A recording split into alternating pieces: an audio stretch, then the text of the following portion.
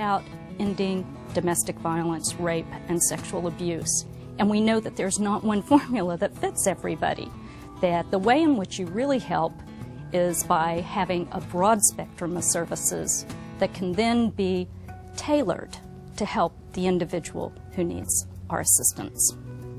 I came to the shelter after I had a brutal fight with my ex and I couldn't return home. I made my first call about my abuse to my mother that night, and she told me that I needed to come to SafePlace because they would be able to help me, they would be able to house myself and the children and give us a safe place to be until we could figure out what we needed to do next. And I just remember the desperate and hopeless feeling I had, but after I talked to the counselors here, they just gave me all sorts of hope about, you know, what I could do next. I lost my closest childhood friend because of domestic violence. Her husband told her that they would never get a divorce. She went to pick up her children. She rang the doorbell, opened the door, and put 6 bullets in her head. As a young woman, I was sexually assaulted by 2 men on the same night who basically took me out and got me drunk. As I've been working with people with disabilities, I've come to realize that we're not just dealing with issues of violence against women. We're dealing with issues of violence against women and other at-risk populations. There was a teenage boy in the neighborhood who ended up babysitting for me.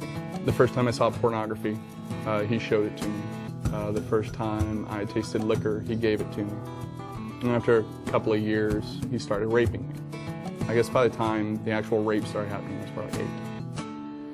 They took us to this area, and basically it has a little kitchen in it. It's got like a couch and a living area. It also has a TV, and I just remember coming here, and it was probably the best sleep I'd had in months, because it was the first time that I was able to actually rest and feel like I was safe. They can have the time both for respite, for self-care, and for regeneration, and for building a life that's new for themselves and their family, and of their choosing, a life that is violence-free and independent and self-sufficient. The number of children served by SafePlace is startlingly high. In fact, we serve more children than adults. Keeping kids safe is incredibly important. It's also our opportunity to do prevention. Our goal is that children learn that violence doesn't have to be expected. We can teach and model another way. Think about the number of survivors and the statistics that you hear on a regular basis. Now double that, triple that. That's how many more are out there now.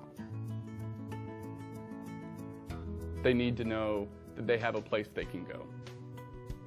They need to know that there's a number that they can call.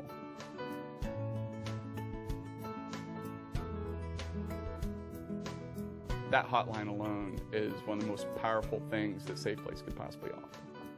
Without SafePlace, I probably would have gone back to that situation. I would have believed him again, and I probably would not be here today. I would be dead. Without SafePlace, I'm not sure if I'd be here right now.